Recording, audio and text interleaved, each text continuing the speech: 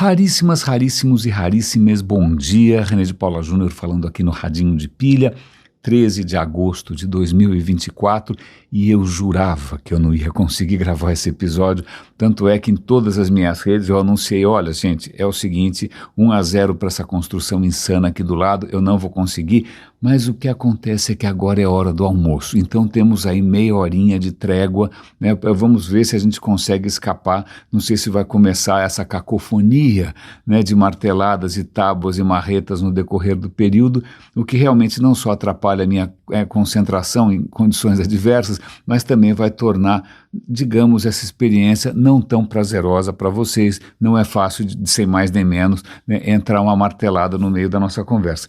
Por onde que a gente começa?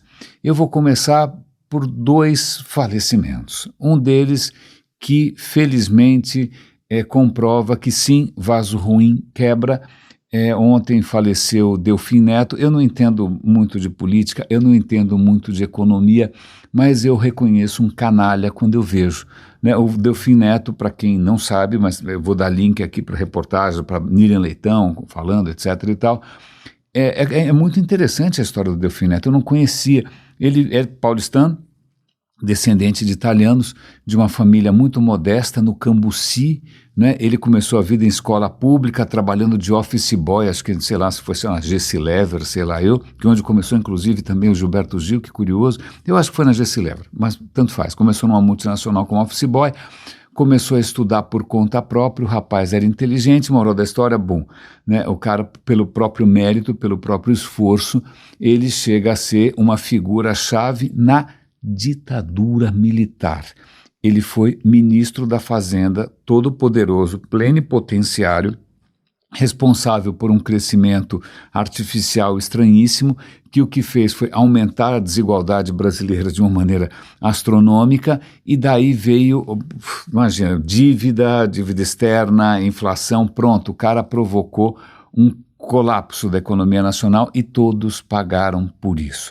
Não é? Então não só esse cara fez o pretenso milagre, que não era um milagre, obviamente, porque a casa caiu logo na sequência, como esse cara se orgulhava de ter assinado o AI-5. O AI-5 foi a pá de cal em qualquer esperança de liberdade do povo brasileiro, foi quando a ditadura endureceu e nos penetrou de maneiras não consensuais, não é mesmo? E o Delfim Neto ainda dizia que, olha, eu assinei sim, assinaria de novo e ainda acho que o AI-5 poderia ser mais duro. Ok, o que mais me espanta é que esse cara conseguiu, apesar desse começo, né, imagina, nefasto, horroroso, ele conseguiu se manter sempre aliado ao poder, não importa o poder, não importa se era Dilma, se era o Lula, né, ele sempre transitou ali nas esferas mais altas do poder, sempre uma pessoa muito influente, né, e o que me espanta é que, aliás, acho que é uma coisa que sempre vai me intrigar, por que brasileiros ficam simplesmente de 4 quando acham que alguém é muito inteligente. O Jô Soares, ele é muito inteligente. O Delfim Neto, ele é muito inteligente. O Elon Musk, ele é muito inteligente. E isso para por aí, isso é como uma carta branca, ninguém vai perguntar se o cara é honesto, se não é honesto, se é um canalha. Não, ele é muito inteligente. Ok, mas existe inteligência para o bem e existe inteligência para o mal. É incrível isso, mas sim existe. E na minha modesta perspectiva, né, não estou aqui me arvorando de referência para personagens históricos, esse cara vai arder no inferno, ele merece porque realmente, o que me espanta um pouco, sempre vai me causar um pouco de espécie, é o quanto qualquer sistema político simplesmente não tem imunidade, né, não tem sistema imunológico contra gente que quer o poder a qualquer custo. Veja, o que a gente está vendo com Trump, o que a gente está vendo com Putin, o que a gente viu com Bolsonaro, o que a gente vê com Lula, o que a gente vê com Maduro, são figuras digamos, com uma estranha neurodiversidade, né, que só vão ficar sossegadas quando estiverem cagando regra e mandando em muita gente. Né? Essa busca pelo poder, é lógico, eu já recomendei aqui um livro que eu parei um pouco de ler porque eu estava ficando um pouco deprimido, que é um livro cujo título é Status, que a grande explicação, né, para 99% das coisas na sociedade humana é a busca incessante por status. Não é só por dinheiro, não é status, ponto final. E tem gente que por alguma razão qualquer, algum parafuso solto, alguma neurodiversidade nefasta, o cara, ele só se contenta com poder. Não importa amor, não importa absolutamente nada. Né? E está aí mais uma prova desse tipo de comportamento. E realmente o que me consola só é que ontem teve uma notícia que me aqueceu o coração, que era a comemoração do aniversário de morte de uma figura que eu muito admiro. É um artista simplesmente genial, originalíssimo, inédito, ninguém tinha feito nada parecido, depois dele também ninguém fez. Eu estou falando aqui de William Blake, a gente já comentou a respeito do William Blake em inglês. Eu vou dar um link aqui para um vídeo absolutamente extraordinário sobre a obra do William Blake.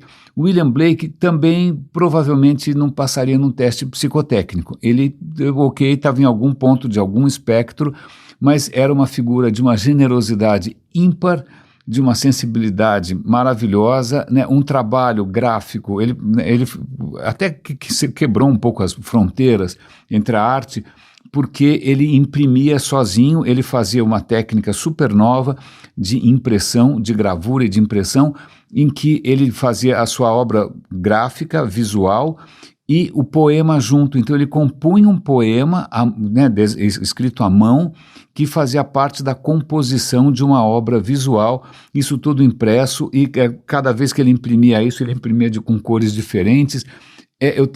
Chegou recentemente em casa aqui um livro com as principais obras do William Blake, e isso é realmente de abrir, sei lá, de chorar, é muito bonito, eu acho muito bonito.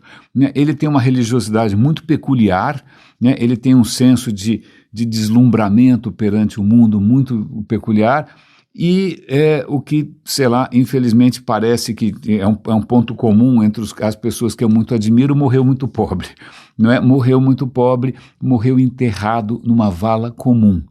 Ele foi, quando ele morreu em miséria extrema, né, morreu em miséria extrema, e está lá uma sepultura comum, né, de quem não tinha recursos, ele está lá misturado com absolutamente todo mundo. Né? Então vejam, provavelmente deve ter um monte de gente pagando pau para o Delfim com honras militares, sei lá que tipo de honra que ele vai ter, mas eu aqui no Radinho me reservo o direito de honrar alguém que mudou a nossa sensibilidade para sempre, né, mas que foi enterrado numa vala comum. Bom, cada um busca aquilo que, né, bem entende. Mas tem outras histórias aqui para contar. Tem uma história aqui que envolve inteligência artificial, e eu acabei pedindo também para uma inteligência artificial para me refrescar um pouco a memória. A questão é a seguinte: quando as potências ocidentais ou as impotências ocidentais resolvem simplesmente fatiar a África, como bem entenderam, né? Imagina, o Império, a Itália, a França, a Bélgica, todo mundo resolveu arrancar um pedaço dali. Aliás, vale a pena lembrar que uma das desculpas para isso era essa superioridade racial dos brancos, porque afinal pegaram a teoria maravilhosa do Darwin, deram um nó e vieram com essa bobagem da sobrevivência do mais forte, que aliás a frase não é do Darwin, é do Spencer. O Darwin nunca falou em sobrevivência do mais forte, o Darwin nunca viu a evolução dessa maneira, né? E aí eles vieram com essas teorias de superioridade racial, de supremacia branca, né? Então, imagina, africanos, os caras estão lá atrás, na escadinha da evolução, tanto faz, vamos recortar esse continente, essas tribos, esses povos, essas culturas, como a gente bem entender, e fazer deles gato-sapato. A Alemanha não escapou. Aliás, só fazer um parêntese aqui, já que ontem eu acho que eu comentei com vocês, aliás, merece uma correção aqui, porque eu disse que eu estava mencionando um fóssil em princípio de um hominídeo que se chama, né? Hominídeo, e eu errei o nome, ele não era de Sussex, ele era de Piltdown, ele é conhecido mundialmente como fóssil de Piltdown. como eu comentei com vocês, no século XIX, a paleontologia estava começando a perceber que, veja bem, o relato bíblico não era uma boa fonte para nada e que o mundo tinha, assim, milhões e bilhões de anos e começaram a descobrir fósseis e pronto, né? E aí começa uma corrida para quem descobre o fóssil mais legal, não é? E aí tinha um incômodo que era a sugestão do Darwin, né, a insinuação do Darwin, mas que na verdade é verdade científica, né, de que os homens descendem, assim como os chimpanzés, os orangotangos, nós também descendemos de ancestrais primatas. Em algum momento, há uns 5, 6 milhões de anos, existia um antepassado comum a nós, aos chimpanzés. Mas aí cada um foi para um lado, agora você tem chimpanzé de um lado, do outro, mas nós temos antepassados comuns, primatas, ponto. E isso não agradou muito o pessoal mais branquinho, e aí eles começaram a tentar ver teorias alternativas, e aí na Alemanha eles tinham descoberto um Neandertal, né, um fóssil de Neandertal, um cabeção lá, aliás, o cérebro do Neandertal é maior que o nosso. Né? E aí depois a França descobriu o homem de Cro-Magnon, e a Inglaterra estava desesperada porque ela só achava fóssil de dinossauro, e aí veio alguém que era Woodward, se eu não me engano, ele, olha aqui numa construção acharam esses pedaços, eu juntei tudo, nossa, é um crânio de um ancestral nosso muito mais antigo, ele não tem 40 mil anos, ele não tem 100 mil anos, ele tem milhões de anos. E pronto, a Inglaterra ficou felicíssima, porque agora eles tinham um homem das cavernas para chamar de seu, começaram a sugerir que, imagina, o homem nasce na Inglaterra, não é? Veja só que coisa espetacular. E o que acontece, o que a gente sabe que é uma fraude. Então, até isso que eu tinha comentado com vocês ontem, mas hoje eu posso complementar, que a fraude demorou 40 anos para ser descoberta, mais ou menos. A fraude foi descoberta na década de 50, porque aí perceberam que aquele crânio não era de um primata, aquele crânio era de um homem medieval com um tipo de doença muito específica que tinha desaparecido de uma certa coleção e ninguém tinha percebido, que a mandíbula era de um orangotango, que tinha sido também surrupiada de uma outra coleção, de um outro museu, que os caninos eram caninos de um outro mamífero, já esqueci que diabo de mamífero que era, mas que tinham sido limados para ficar parecendo caninos humanos, tinham sido envelhecidos. Na verdade, foi um golpe. E quem foi o autor do golpe? O pior é que esse golpe, isso que é chato, ele enganou, inclusive, as sumidades da época. Na época, estava todo mundo tão ansioso por descobrir, né, um cabeçudo, um homem das cavernas inglês, mais inteligente que todo mundo, né, que eles meio fizeram vista grossa e muitos dos envolvidos ali eram cientistas sérios, mas se deixaram levar, né, porque a fraude era muito bem feita, não tinham as ferramentas que a gente tem hoje, não tinham DNA, não tinham carbono 14, não tinha essas coisas todas.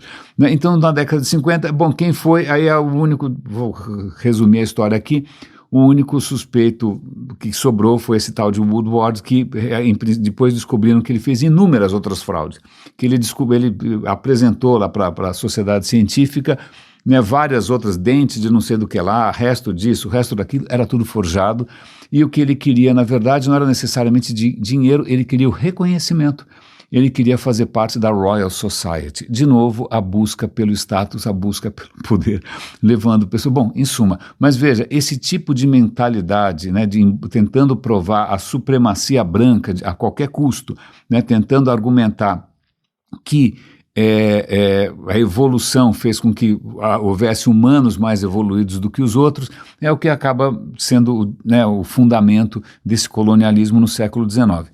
Bom, voltemos então para a Alemanha. A Alemanha teve sim colônias na África, mais especificamente na Namíbia, e foi ali que a Alemanha ensaiou o primeiro genocídio do século XX. Sim, Alemanha de novo. Né? Aliás, vocês vão aprender agora, o radinho também é cultura, uma palavra que eu espero que vocês nunca mais ouçam, que é Vernichtungsbefehl. O que é Vernichtungsbefehl? Vernichtungsbefehl Vernichtungsbefehl, acho que não tem um S, é ordem de extermínio, ordem de aniquilação, ordem para varrer da face da terra. E quando que você usa um Vernichtungsbefehl? quando, sei lá, a tribo, algum povo original ali, na verdade os hereros e também a tribo dos namaquas, que também vivia ali na Namíbia, né, os alemães chegaram lá com bota de chumbo no pescoço de todo mundo, explorando, sacaneando, E o que acontece, os hereros tinham, né, dignidade, resolveram se rebelar de uma maneira relativamente pacífica, houve ali um outro incidente mais violento, os alemães espanam, né, porque eles estão meio perdendo nesse confronto, mandam lá um outro general, von Trota, sei lá eu, né, e aí o cara simplesmente implementa um programa de extermínio, matem todos. Não conseguiram matar todos, praticamente, quanto que era o número? 80% dos hereros foram mortos, quem não foi morto a ponta de baioneta, ou sei lá o que, com bala, eles mandaram os caras para o deserto do Kalahari, vai lá para o deserto dar uma voltinha, não é? E aí, óbvio, muita gente morreu de fome e de sede, os que não morreram foram escravizados. A mesma coisa com o povo Namaqua. Então veja que essa história, que eu duvido que vocês se lembrassem disso, desculpa, não estou subestimando, mas é que ninguém fala muito dessas coisas, né? Mas aí já começa essa coisa genocida alemã em cima de uma superioridade racial, que a gente sabe que é uma balela completa, né? Tomara que a Kamala Harris ganhe, por favor, para dar um tapa na cara de todo mundo que fica com essas tolices, mas o que é interessante é que muito pouco se sabe dos detalhes dessa chacina, desse massacre, desse genocídio. Por quê? Por uma razão muito interessante. Curiosamente, os alemães nem sempre escreveram com a mesma letra. Quando eles escreviam à mão, você teve várias caligrafias possíveis, vários sistemas de escrita possíveis, e muitos deles foram abolidos, foram esquecidos. O Hitler detestava aquela escrita que se chama Fraktur, que é uma escrita que parece meio gótica, meio medieval e tal. Ele detestava, ele queria usar um alfabeto mais moderno, ele acabou se rendendo depois, tem muita coisa nazista, muito pôster nazista usando Fraktur, mas os sistemas de escrita à mão foram se perdendo, muito pouca gente consegue ler aquilo hoje em dia. Então as cartas desses monstros, né, que estavam ali, né, toda a parte administrativa que estavam ali na Namíbia, estava muito difícil de ler. E o que eles fizeram? Eles resolveram usar a inteligência artificial para reconhecer esses manuscritos. E está vindo à tona, espero que finalmente a gente faça justiça aqui. Parece que a Alemanha já entrou num certo acordo com a Namíbia faz algum tempo, olha, a gente reconhece, foi mal, vamos aqui ajudar vocês. Os caras estavam, é pouco, né? Demorou e é pouco. Mas vamos ver como é que isso se desenrola. Aliás, já que a gente está falando aqui também em leitura de textos muito complicados ou muito difíceis e arcaicos, tem aqui um artigo muito interessante sobre aqueles tabletes de cerâmica, né, aquelas plaquinhas de cerâmica da Mesopotâmia, da Babilônia. Tinha ali um conjunto de cacetadas dessas plaquinhas com coisas cuneiformes, e aí eles estão começando a desvendar um lote inteiro, que era um lote de previsões astrológicas, porque é lógico, quem está no poder vive com um certo orifício na mão, né, tem medo de perder, né, o trono, tem medo de traições, então isso é um prato cheio para os astrólogos, e a gente tem que agradecer porque, na verdade, talvez a astronomia moderna, a observação dos astros, a geometria, a matemática, tenha começado por aí, com os caras tentando registrar os astros. E o que eles fizeram foram decodificar, traduzir muitos dessas profecias, eram praticamente um manual, né, de profecia. Olha, se o eclipse começar do lado esquerdo e em cima de uma montanha, isso quer dizer que o rei vai morrer. Agora, se o eclipse começar do lado direito mas tiver um passarinho passando, isso quer dizer que vamos ser invadidos no sul.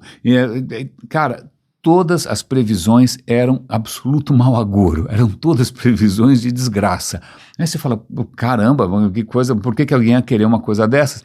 Mas, na verdade, vale lembrar que, se o sacerdote faz uma previsão dessas, o rei faz xixi na calça, fica apavorado e pergunta, e agora o que eu faço? Não, você pode nos contratar para fazer sacrifícios, né, e conseguir convencer os deuses que realmente você merece estar nessa posição privilegiada, só que não.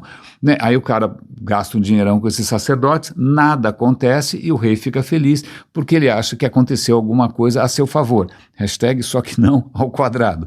Então vejam que coisa absolutamente espetacular. Não é de hoje que a gente tem aqui, né, essa atração irresistível por absolutas falácias, né? E aí eu vou dar o link aqui para um artigo do Carlos Orsi, mais um, interessantíssimo, sobre astrologia, e que ele vai, de novo, né? Ele tem um livro inteiro sobre isso, eu recomendo, vou dar o link para vocês de novo, mas de novo, ele até vai dar uma destrinchada nessa história. Curiosamente, a astrologia parece fazer muito mais sucesso entre mulheres. Não se sabe exatamente por quê. Mesmo quando você tem um aplicativo de astrologia, você percebe que uma grande parte da demografia ali é de mulheres.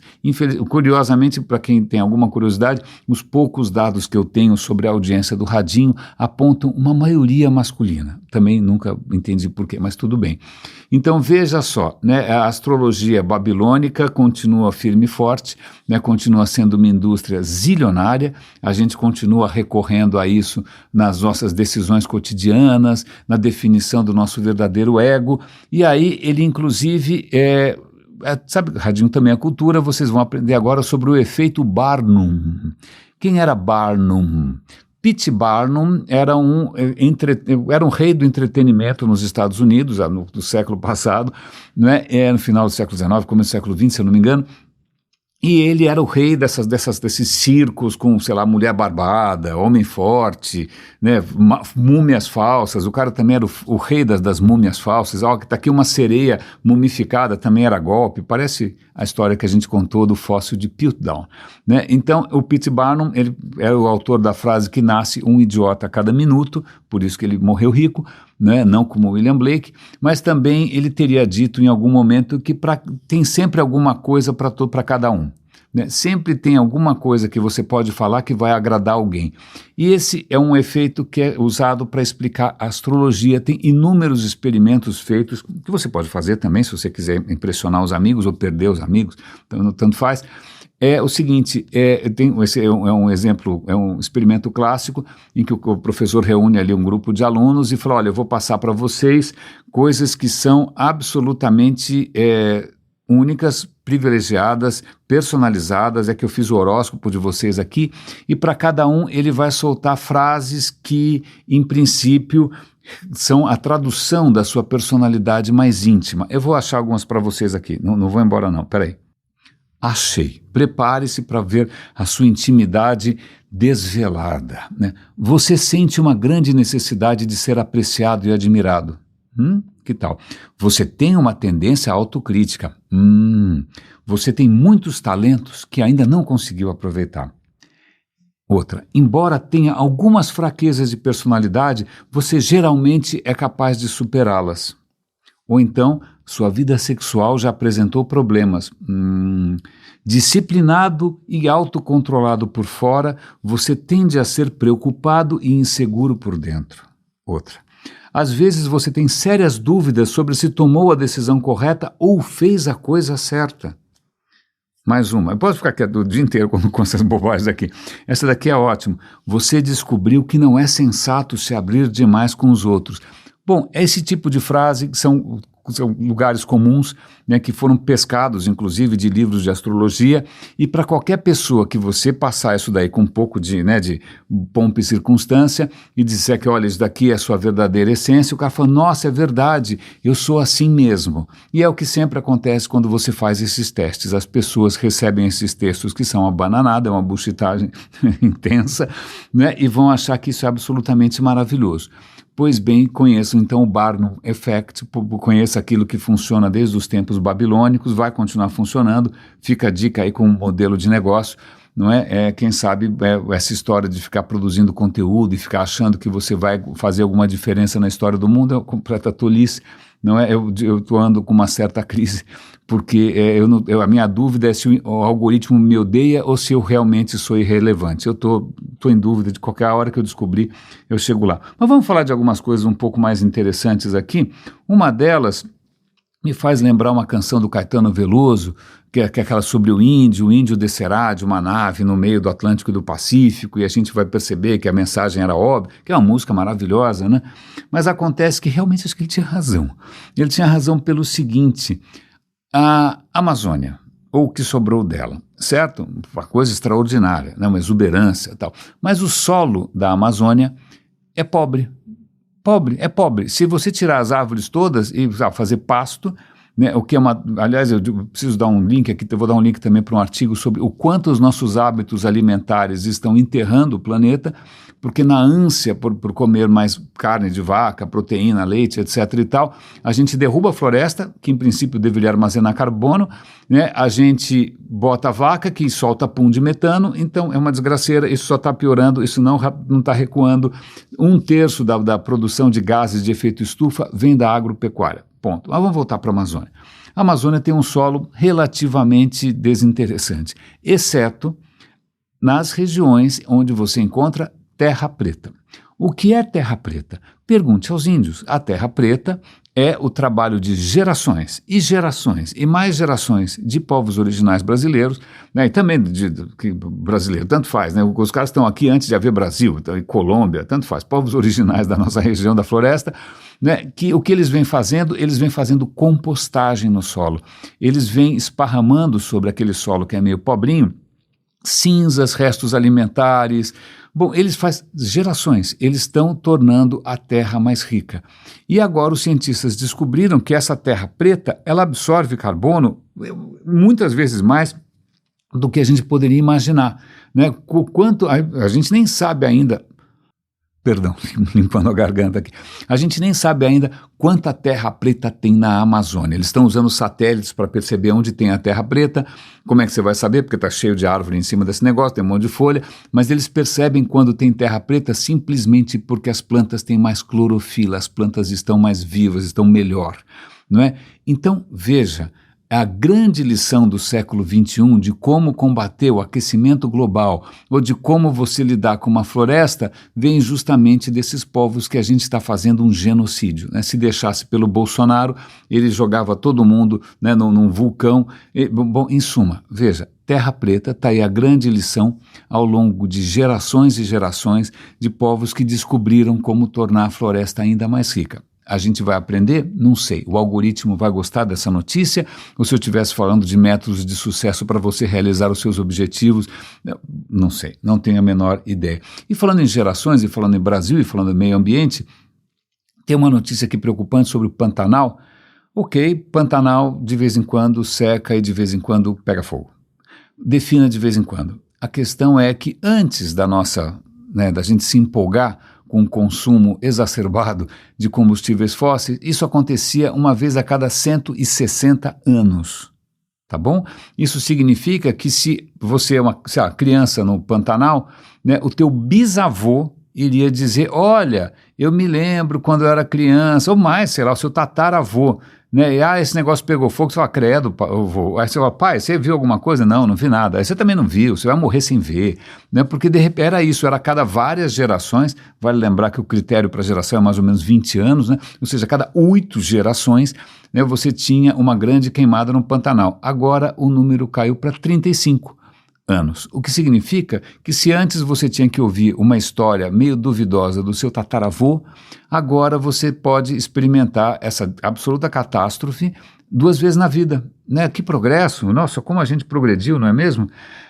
É isso aí, mas vamos lá, porque a nossa capacidade de afetar o planeta parece que, né, é só surpresa, né? Na Antártida, Antártica é aquela cerveja, se eu não me engano, na Antártida você tem ali um fenômeno meteorológico chamado vórtice. Tem um vórtice, que deve ser um redemoinho colossal em cima da Antártida, certo? Que ele não é a coisa mais estável do mundo, esses fenômenos atmosféricos são um pouco caprichosos, tá? De tempos em tempos ele divide em 2 e aí é o caos, certo? Separa um para um lado, um para o outro, aí é seca de um lado, chuva de outro, onde Deus nos acuda. Mas isso era uma coisa relativamente rara. Adivinha o que está prestes a acontecer? Isso está prestes a acontecer de novo porque o vórtice está especialmente instável, especialmente mal-humorado. Então, se isso acontecer, preparem-se para mais secas ainda aqui no hemisfério sul, né? Então, veja, como diria o meu avô, toda vez que ele encontrava alguma grande proeza, não é, da humanidade, ele falava, é a mão do homem, né? A mão do homem. Mas já que a gente está falando a mão do homem, de crueldades em geral, tem um artigo antigo que eu acho que eu já comentei uma vez aqui no Radinho, né? Mas vale a pena trazer à tona de novo, porque aparentemente a gente está condenado a isso. O título é A Raiz de Toda a Crueldade? Ponto de interrogação. É um artigo sobre crueldade. E é legal porque ele ele começa com acho que é um lugar comum, que a gente sempre ouve quando a gente ouve falar do Holocausto, quando a gente ouve falar de fascismo, quando a gente ouve falar de racismo, que é o seguinte: o primeiro sinal de que tem ali um racista, um fascista, um genocida, é quando ele desumaniza você. Quando uma certa categoria, né, de criaturas é desumanizada. Então, eles vão ser baratas, eles vão ser insetos, eles vão ser seja o que for. Né? Você vai tatuar um número no braço para ele passar a ser um número. E aí a tese ele faz isso para simplesmente para desumanizar você. Né, para desumanizar, é uma maneira de desumanizar e fica até mais fácil ele matar você, jogar numa vala comum, né, botar numa câmara de gás. É um processo de desumanização a crueldade. Talvez não, porque aí isso é muito interessante, porque vamos imaginar que, né, alguém chegue para você e fala: você é um rato, né, você é uma barata, né, como eu já ouvi isso na Europa, né, eu já fui infelizmente caracterizado como é que chama, meu Deus do céu, não era cucaracha, a palavra era blatte, né, eu já fui caracterizado como barata, né. Então veja, isso é para me desumanizar? Talvez não, porque veja, você não xinga uma barata de barata, você não xinga um rato de rato, porque se você xingar um rato de rato, ele não está nem aí. Se você chegar para uma barata e falar: você é uma barata, a barata não está nem aí. Então, veja, por trás desses rótulos e dessa agressão verbal, elas pressupõem que sim, você é humano, muito humano, e que você vai sofrer. Se não tivesse essa expectativa de causar sofrimento, não tinha graça. Né? Você não vai chamar um surdo de todos os palavrões do mundo porque o cara é surdo, né? Você não vai fazer nada disso porque é uma pessoa boa, né? Mas várias pessoas por aí, Delfim Neto, etc., Bolsonaro, né, não vão se dar o trabalho de xingar um surdo porque o surdo é surdo. Agora, se for o cara, ele escuta, agora ele vai ouvir.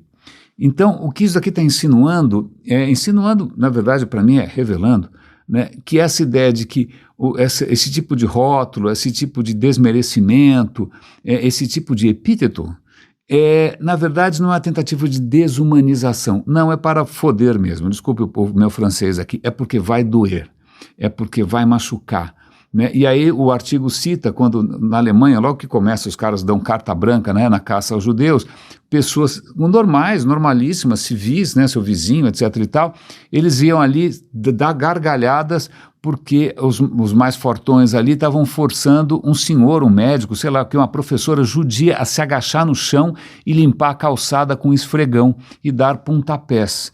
Você não faz isso porque você acha que aquela pessoa não é humana. Não, porque se não fosse humana, ninguém estava gargalhando.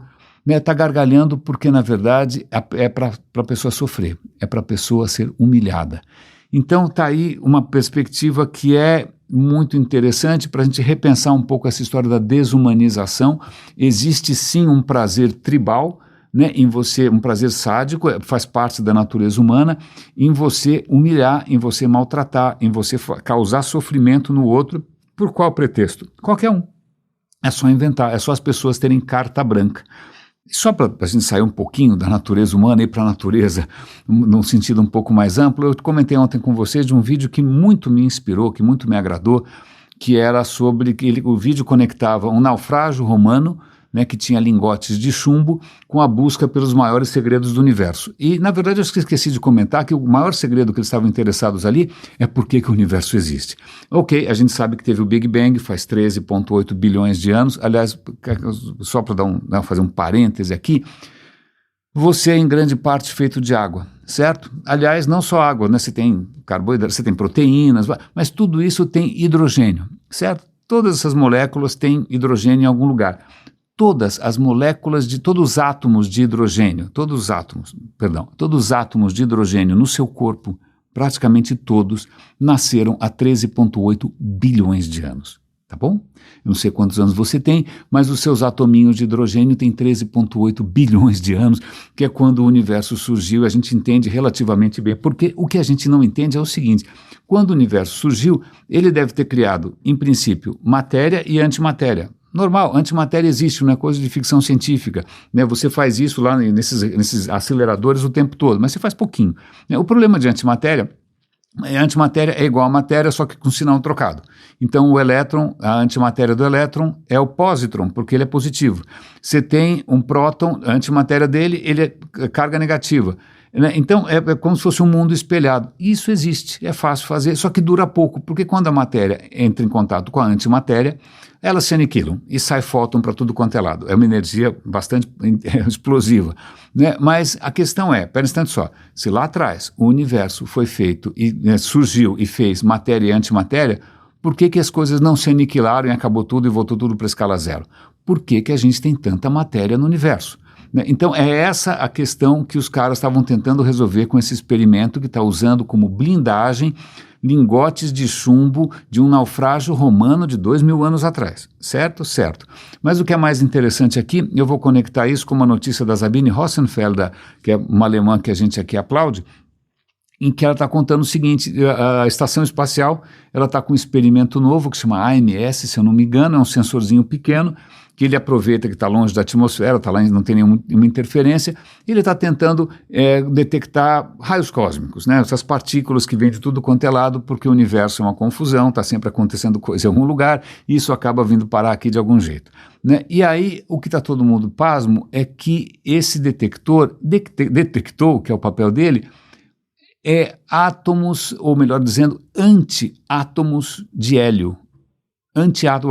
Imagina um átomo de hélio que são 2 prótonzinhos, 2 elétrons em volta e 1 ou 2 ou 3 nêutrons ali. Né? Como assim? Então, pera, é um átomo de hélio na antimatéria? Sim. Eu falo, porra, mas isso é super difícil. Né? A probabilidade de você encontrar um antiátomo, né, um anti-hélio, cara, absolutamente não deveria acontecer. A questão é, o sensor já detectou uns 10 ou 15. A questão é de onde isso está vindo. O que poderia produzir um átomo inteiro de hélio feito, né, de pósitrons e sei lá o que mais, eu não sei qual é a antimatéria do próton, já esqueci. O que está gerando isso? Mistério, ninguém sabe. Será que são explosões? E pronto, aí sai um paper atrás do outro, todo mundo tentando descobrir essa história. Imagina, a Sabine está felicíssima, né? O que é bom desse novo tipo de pensamento, que não é o pensamento astrológico, né? Que não é o pensamento canônico, é que quando alguma coisa simplesmente contraria tudo que você sabe, a gente celebra, a gente não manda para a fogueira, a gente não prende na prisão do Maduro, né? A gente não manda para a Sibéria, que nem o Stalin fez, a gente não manda para um campo de concentração, que não. O que a gente faz é, cara, que legal, tem alguma coisa para descobrir. Eu morro de inveja desses cientistas que têm tantas aventuras pela frente. Né? Tem tantas coisas a explorar em nome de quê? Da glória, do poder, do dinheiro? Não, em nome de todos nós. Existe ainda, é lógico, cientistas não são santos, tem N problemas, tem vaidade, tem tudo, mas veja, eu prefiro, essa coisa me inspira mais do que um ministro da Fazenda hiperpoderoso que tanto faz quem é o monstro que está no poder, o cara vai pagar pau da mesma maneira. Né? Cada um se inspira com aquilo que lhe fala o coração. Raríssimas, raríssimos e raríssimas, muito obrigado. Cuidem-se, por favor, e ufa, escapamos da marreta.